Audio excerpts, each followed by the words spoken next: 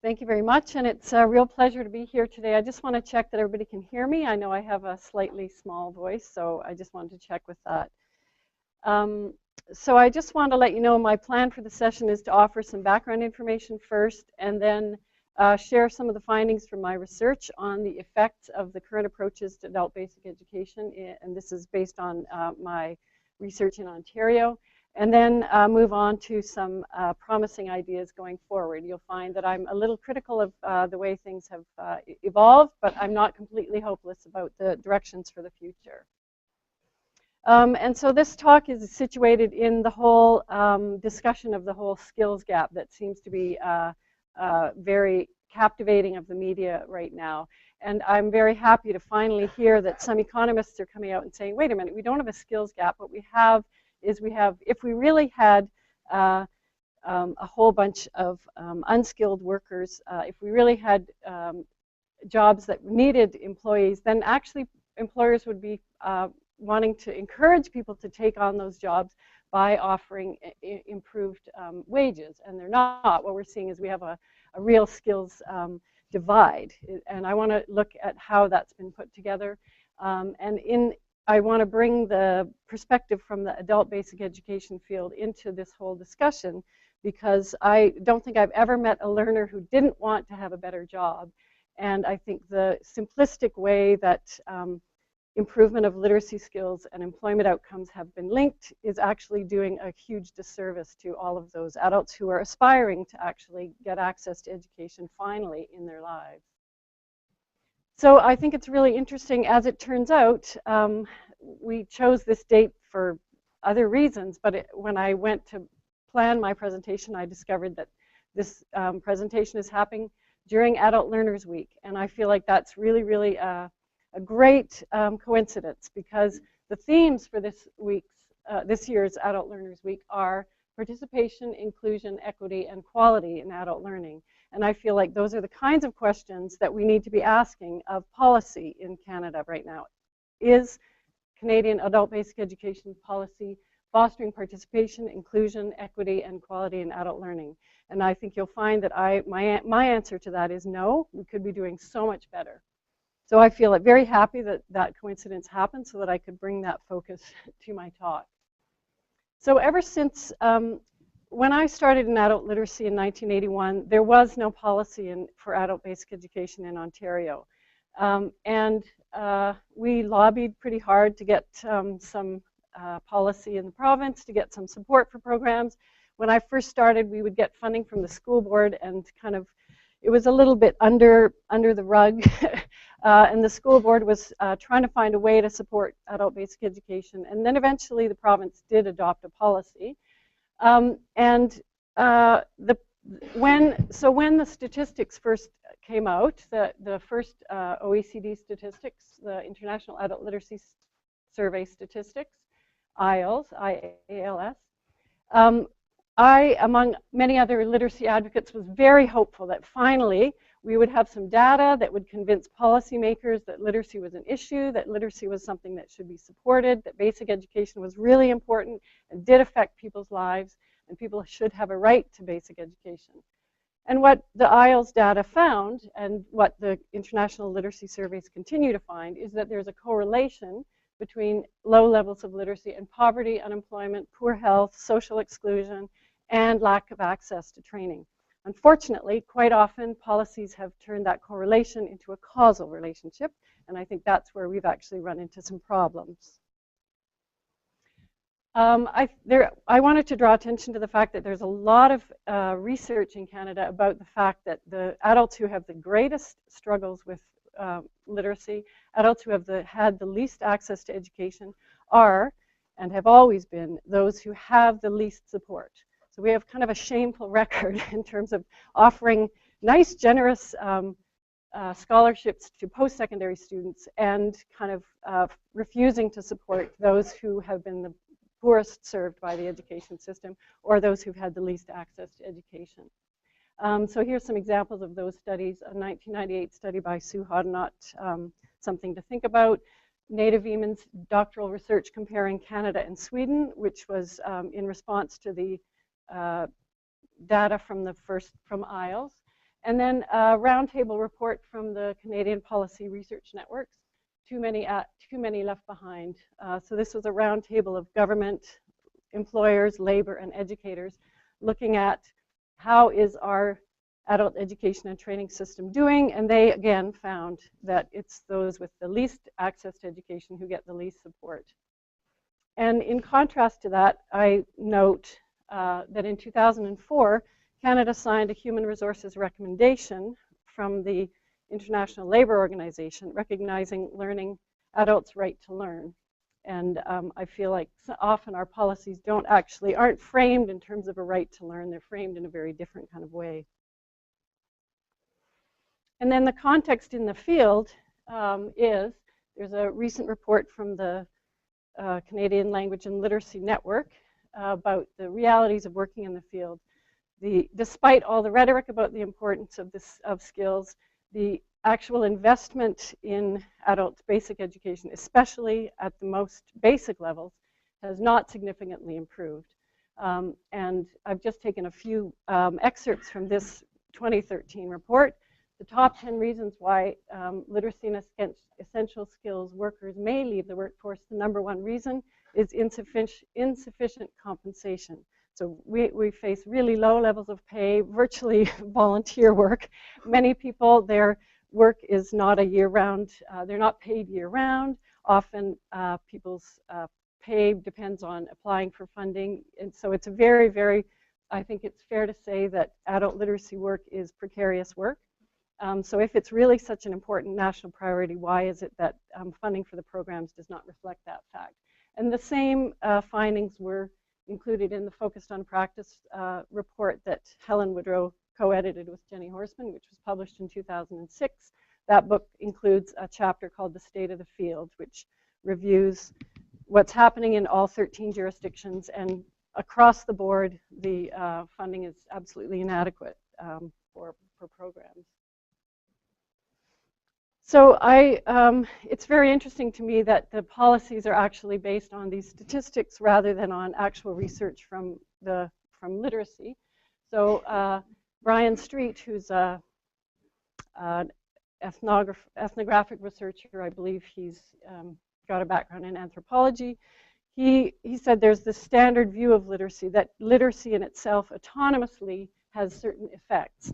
And both his own research cross-nationally, as well as the research of the historian Harvey Graff, have found that that is actually not the case.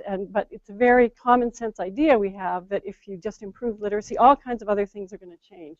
So he calls that the autonomous model of literacy, and says that what happens when you adopt that understanding is you lose sight of all the cultural and ideological assumptions that underpin that view of literacy. So what are the assumptions behind the idea that if you just improve literacy skills, suddenly people won't be poor anymore? So I feel like it's worth noting that that autonomous model does seem to be in operation. And it's worth remembering that the OECD statistics arose at a very particular moment in history, a very particular political, economic, and social moment, and in response to specific pressures and ideological choices. George Dimitrion is an American researcher, and he traced the different American research or American studies that were put in place in the 1970s as the Americans were really concerned about competition from the Japanese. They thought, well, what's wrong? We're lagging in production, we're lagging in productivity. How can we compete with the Japanese? What is it about our productivity, and how is our productivity linked to the literacy levels of adults in our population? And I feel like when I learned that, in fact, the OECD statistics were informed by those reports rather than education reports, it gave me a whole new perspective on what was happening and why policies were taking the shape that they were. And the OECD and Statistics Canada are quite upfront about the fact that the aim of the statistics was not to improve educational outcomes, it was to inform labor market policies. And as an educator, that sometimes feels like a little bit of a disconnect. And so, not that learners, of course, not that learners don't want to have better jobs, but it's when the impetus driving your policies is labor market rather than education, you get really, really different outcomes. And there have been lots of critiques of the OECD statistics, and I'm not going to get into all of them, but a very major one is that the assumption that literacy is this decontextualized set of skills ignores all of this cultural and social conditions that constrain people's opportunities to acquire or use literacy. So that's from an article by Bartlett, whose first name escapes me, I'm sorry. She's at Columbia University, and she did some research in Brazil, looking at how that autonomous model, how it affects literacy learners in a developing world context. And the cultural and social conditions that limit people's ability to learn in Canada, those of us who work with learners know it might have been sexual abuse in the home, it might have been, they might come from a war-torn country. There's all kind of reasons why they may be in a poor neighborhood and the teachers in that neighborhood expected that nobody would ever be more than a janitor, so they were just kind of pushed through. So there's all those kinds of social and cultural conditions that lead to people having different levels of outcomes when they finish their participation in mandatory education. But all of that kind of gets erased, and it's just like we have a population of people whose skills is the problem. If we just fix those people, suddenly everything will be rosy. So that kind of gets erased in the current discourse. The other issue is that the statistics obscure the uneven benefits of improved literacy. Quite often you hear, if we could just increase our literacy level, the GDP would rise. Well, it's true that in the past 2 decades, our GDP has increased, but the number of people working in minimum wage jobs has stagnated, if not increased. So there have been uneven benefits. And in 1998, Schellenberg, for Statistics Canada publication, looked specifically at women and noted that there's really uneven benefits for women in the labor market. And unless we address those kind of systemic inequalities, really things aren't going to change. They noted that women at the highest levels of literacy on the IELTS scale earned often less than men at the lowest levels. So it's really about distribution in a very different kind of way. There's not this direct relationship skills income. So, but the other thing that then has happened because of the way that literacy and employment have been linked so kind of simplistically is that policies were kind of introduced that were based on a work-first idea. In Ontario, the introduction of the adult literacy policy coincided with the restructuring of welfare. So now it's a condition of receiving income support that you have to either prove that you have grade 12 education or you must attend a literacy program as a condition of receiving benefits. Any adult educator knows that you can't coerce people to learn, but this is a form of coercion. And at the time that that was introduced, there was also a move to introduce mandatory drug testing. Now, people fought back about drug testing. There was a huge hue and cry about mandatory drug testing. Mandatory literacy testing never received any attention, and it's just kind of, it's so common sense that people must learn, people must improve their literacy levels. So now it's a condition of receiving benefits. Of course, many people on income assistance do want to have better education, but I do have some questions about that coercive element, really rather troubling. And Essential Skills Ontario, which is the network in Ontario, recently, well, in 2012, released a report showing that those kind of work first, so when welfare was reformed, there was also an expectation that, yes, you go to school, but if a job comes along, you have to leave your education and take that job, whatever it is. So in 2012, they did a review of some of that policy and noted that what those kinds of policies do effectively do is reduce caseloads. And in Ontario, they were explicit that they did want to reduce the number of people who qualified for social assistance. They've been very successful in that. But what they have not been successful with is helping the 40% of people on income support actually make real transitions. And it's those multiple barriers, the kind of complexity of interlocking factors that don't actually get addressed when the policy just makes that simplistic equation between literacy skills and work. And Shel Rubinson, who is a professor at UBC, has done some research about the OECD Indicators Program. And his argument is very much that OECD made an ideological choice to support the Workfirst approach because they ignored all of the evidence from the Nordic countries where the governments put a high premium. They really supported equity outcomes as the main focus of their policies. And in those countries, they had a very different outcome than the kinds of countries that adopted the Workfirst approach. So he's definitely worth looking at if you want to learn more about that. So now I'm going to move on to talking about the effects that I noticed in my research. Just take a sip. My research was focused mostly on, well, the impetus for my research was I was really curious about how frustrated adult literacy workers in Ontario were with the current policy.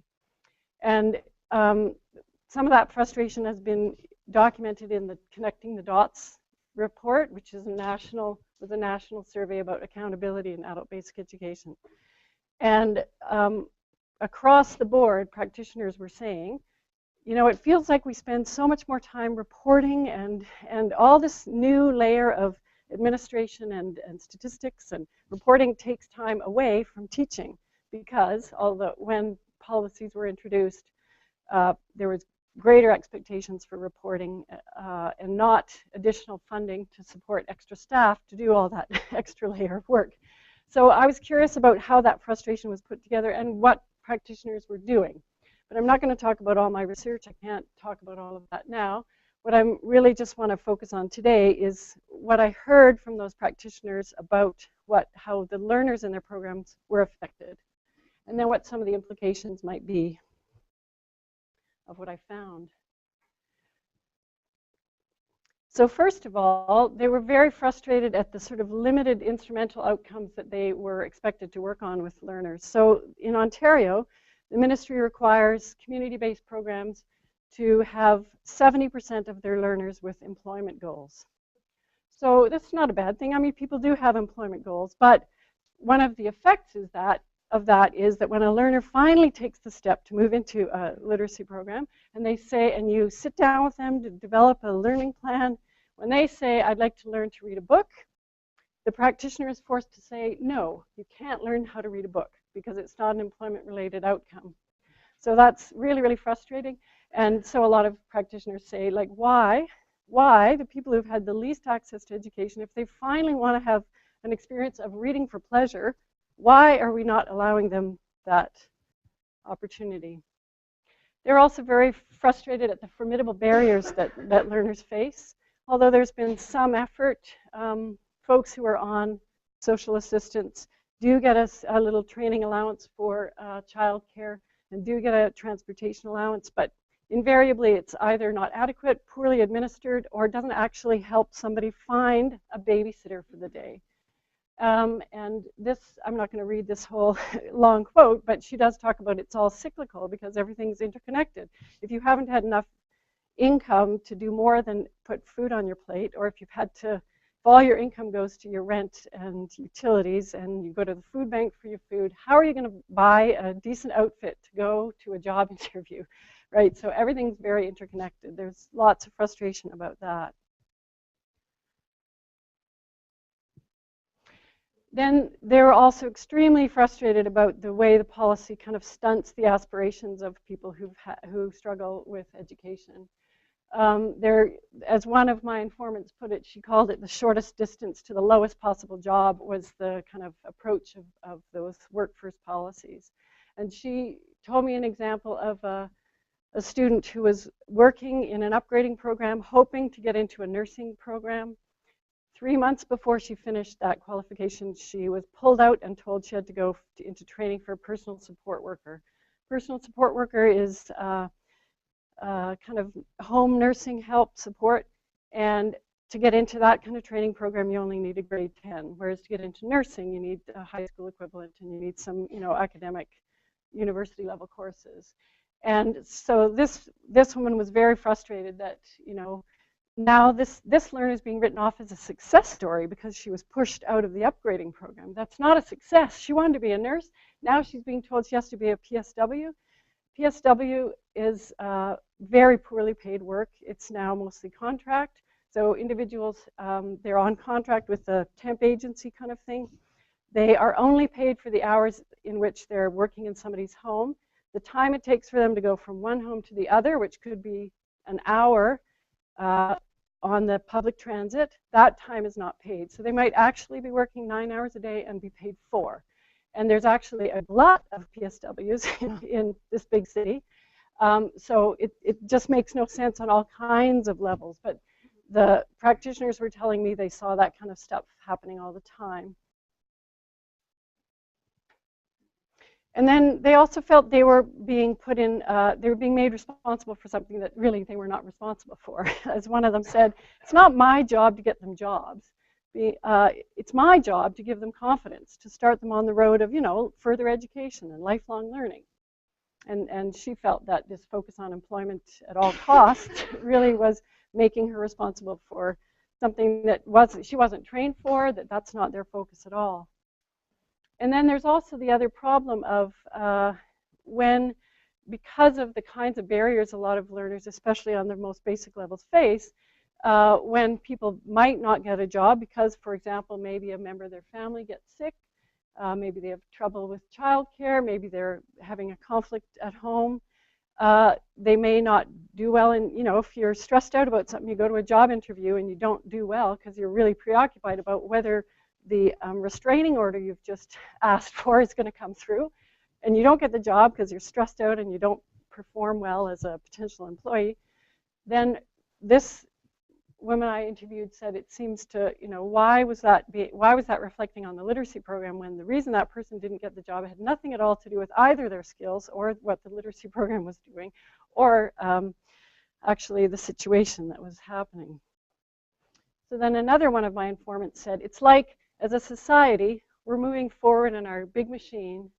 The most vulnerable and the most difficult to serve, they've decided they're just going to plow them under. So that's how frustrated she was with the way that policy didn't actually recognize what was going on in people's lives. So here are some of my view of some of the implications of these findings. It does seem that policy is more attuned to the metrics of the transnational statistics than to the actual realities of learners' experiences, needs, and aspirations. And as one of my informants said, it's like she left a meeting and she was really frustrated, and she said it was sad because when I walked out, I thought, you know what, it's all about the numbers. You could see that all they cared about is just meet your number. And I thought, meet the number? What about meet the need? What about changing the face of society? What about giving people hope? What about saying this is a new, fresh approach to education for adults, and there's hope out there? So I think the fact that it does seem to be quashing hope rather than supporting it is one of the implications of the current approach, certainly in Ontario. It does also seem that the social care responsibilities, the fact that it's individuals who have to try to individually find childcare, even the OECD has said that Canada needs to do a better job of offering childcare, and that is a huge barrier for very, very many learners. This quote is about how this woman has had learners return to classes when they've had a month-old baby because they didn't want to lose their daycare spaces for their older children, because that's what would have happened if they had not gone back to school. So she's saying, really? You're expecting somebody who's got a month-old baby to return to school and concentrate? And then the whole work of shuttling between home daycare for the younger kids, school for the older kids, school for herself, and quite often the timelines, the start times for classes don't actually allow people to drop their kids off at school before they get there, and if you're late, then you get kicked out of the program. So the way that kind of social care responsibility isn't kind of part of the planning for the whole program is really a huge problem. Another issue, I don't know if this is an implication, but it's pretty problematic that the policy in Ontario doesn't understand learning as an end in itself. It's a transitioning point to the next stage, which, fair enough, of course, when people have better, feel better about themselves, have higher skills, they can do more.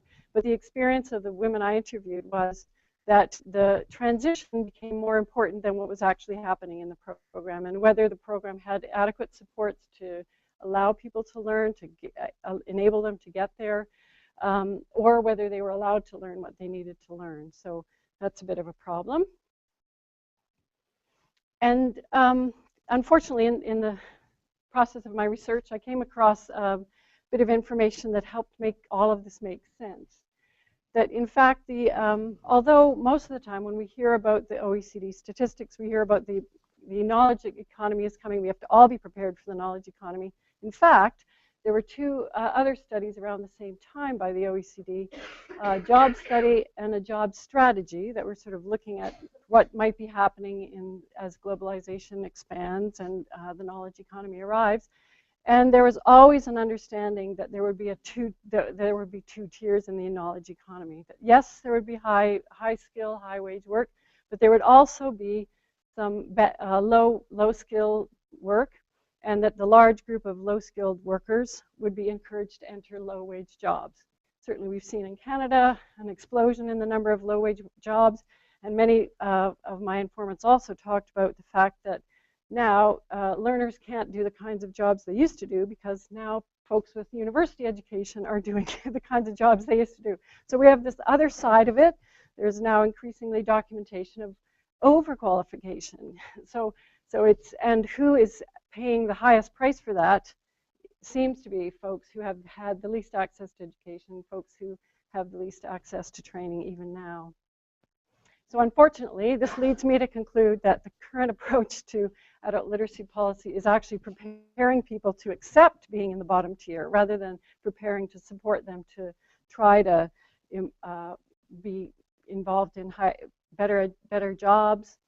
And Schellenberg also in '98 wrote, they foresaw a polarization in the labor market, and we've certainly seen evidence of that in the last few decades, and I'm happy that we're finally able to have that conversation.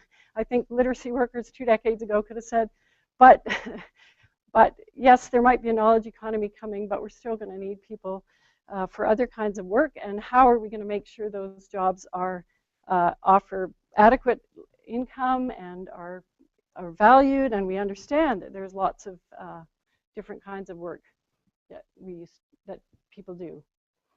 One of my informants said that she understood as she was doing her education degrees, because adult literacy workers are extremely well educated, but that education is not reflected in their pay.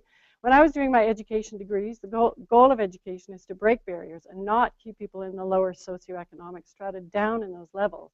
But I find that this whole essential skills, especially with the testing components, is doing just that because of the unrealistic mentality behind it. And this comment was following up on an anecdote she told me of a foreign-trained professional. I think he was an engineer. So he was trying to get his some credentials here and was doing some grade 12 math and had no problems at all with that. But when he did the test of workplace essential skills, he was tested as level 1. Because of the heavy language component of those tests. And she said,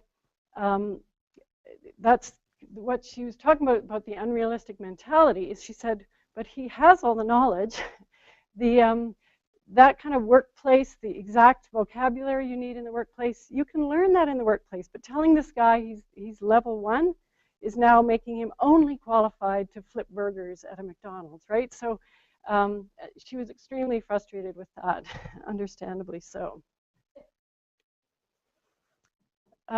So what might be some things that we could think about moving forward? You know, although I'm very critical of what's been happening in Ontario, I do think there's some really good things that have happened there as well.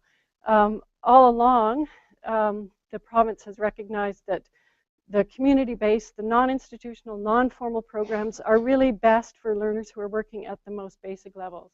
For many of those learners, they've had extremely negative experiences of education. They're extremely intimidated. They don't believe they can learn. The idea of going into a school is extremely frightening, if not threatening. So having it a matter of policy that those learners should be served in community-based programs that are really informal is very positive. Ontario has also established 4 cultural streams, understanding that the learning needs and the cultural approaches are different among Aboriginal learners, Francophone learners, deaf learners, and Anglophones. Unfortunately, I feel like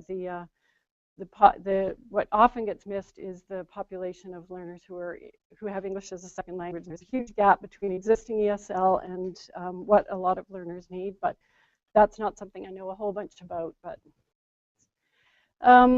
then Ontario has also assumed the importance of the need for individualized learning. Unfortunately, it could be better supported, so it was actually possible to do it in a really good way instead of feeling like yet another thing that practitioners have to do with inadequate funding and not enough time in the day.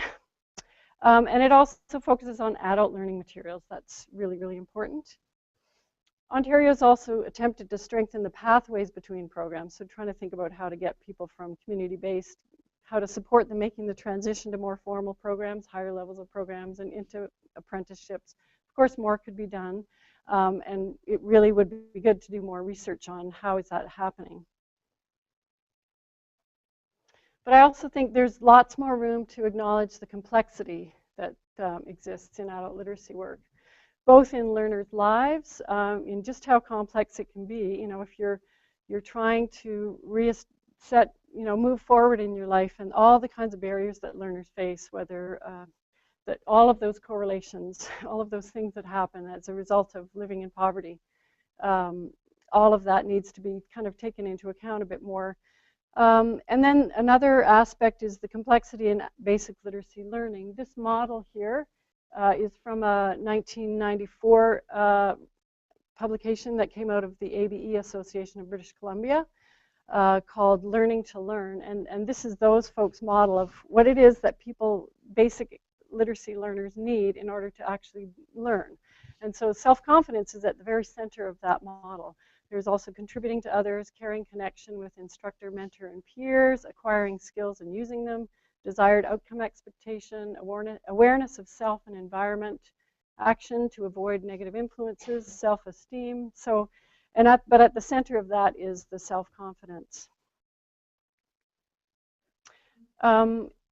And I also think that we need to acknowledge the importance of carrying forward from that, the importance of non-academic outcomes. As Battelle said, which is another study from BC, a positive learning experience is essential for student success. And again, she's talking about learners at the most basic level, and usually must be accomplished in the face of residual anger, resentment, and fear about schooling because of the negative experiences so many learners have had. And this web image here is in 2004 to 6, there was a research project in Ontario asking learners what they felt about learning and about how to measure success. And the name of that report is I've Opened Up. And again, it shows all of the connections between learning to learn and how they might act in other parts of their lives. So this is their model of potential links between non-academic outcomes and real life practices. But I think we also need to acknowledge that a lot of literacy learners are working. And I think in Ontario, I think it would be worth doing a study of how many, the proportion of learners who are in programs are actually already working, because the assumption of the need to promote employment goals is that we have to get people off welfare because their problem is that they just don't want to work. In fact, many learners are working 2 or 3 jobs. If they're on the most basic level, they don't have income support to go more than 2 hours a week to a volunteer training program. And you know, that's going to take a very, very long time for them to actually make significant improvements in their level of education. And those learners are dreaming of more than a lifetime of bad jobs. And I think it's unfair to offer the hope that they might be able to move into the knowledge economy when all they're ever given is 2 hours a week while they're juggling there are multiple responsibilities, and there are several minimum wage jobs. Because I do feel like for the folks on social assistance, there is a little bit more support for some of those other barriers, but people who are working in low wage work, there is no such support. So that, of course, we need to acknowledge the need for wraparound supports, and I think there has been some movement on that, and we could do a whole lot more. But then I also want to end with a note that we need to also be more, gather more evidence about how it is that people actually do move into employment. Because some of my informants talked about that it wasn't the skills gain that led to people getting work, but it was actually the networks that they acquired through being involved in the program. And the same recently, a study out of George Brown College looking at an apprenticeship program for women who were leaving abusive relationships. They all got the skills. They really struggled to get work. It was finally only through one woman's network in a particular community that they were able to get work. So actually just saying literacy skills equals work, it's doing a disservice, and we have to start talking about, well, what are the actual pathways to employment? How might we support networks that would give people actually opportunities to make changes in their lives? That's my presentation. I'm open for questions.